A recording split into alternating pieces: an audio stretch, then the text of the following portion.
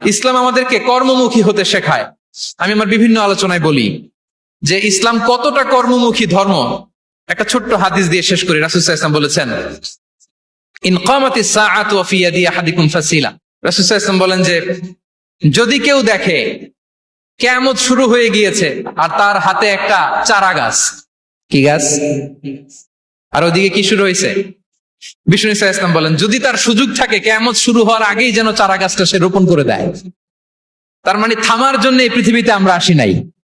আমরা পৃথিবীতে এসেছি এই পৃথিবীকে আবাদ করার জন্য, এই পৃথিবীটা লিড করার জন্য, এই পৃথিবীতে শুধু সামনের ছোটার জন্য মুসলমানদের আগমন হয়েছে। চিল্লায় বলেন ঠিক কিনা?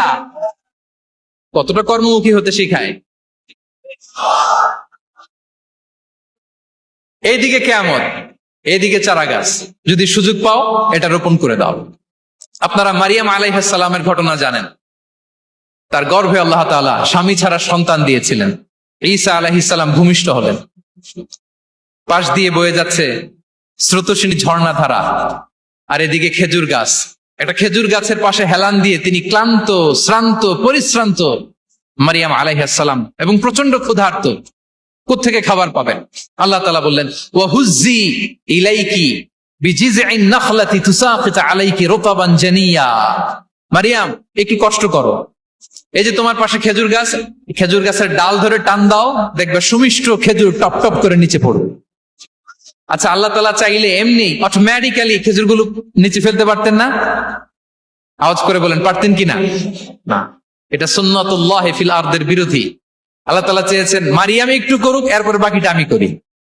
সুবহানাল্লাহ বলবেন না? ওয়াহুজ্জি, মারিয়াম এতটুকু করো, ওয়াহুজ্জি, খেজুর গাছের ডাল ধরে একটু টান দাও, তুসাকিত আলাইকি রুতাবান জানিয়া, টসটসে খেজুর পড়বে। তাহলে ইসলাম আমাদেরকে কর্মমুখী হতে শেখায়। মুসা আলাইহিস সালাম লোহিত সাগরের সামনে চাইলে আল্লাহ তাআলা রাস্তা বানিয়ে দিতে পারতেন। আল্লাহ কি বললেন?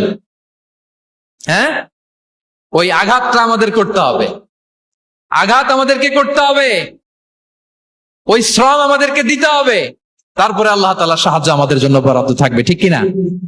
সম্মানিত ভাইয়েরা, এটাই হচ্ছে সুন্নাতুল্লাহ ফিল আরদ। এটাই জামিনে আল্লাহর সিস্টেম, এটাই the law of nature in this universe.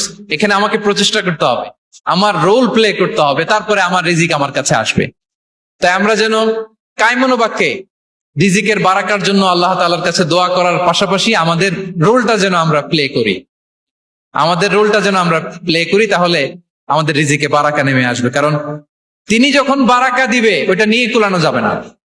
এটা বিশ্বাস হয়? বিশ্বাস হয়? ওয়াল্লাহু ইয়ারযুকু মান ইয়াশা বিগাইরি হিসাব। তিনি যখন দেয় এমন দেয়া দেয় ওটা আপনি নিয়ে কুলাতে পারবেন না।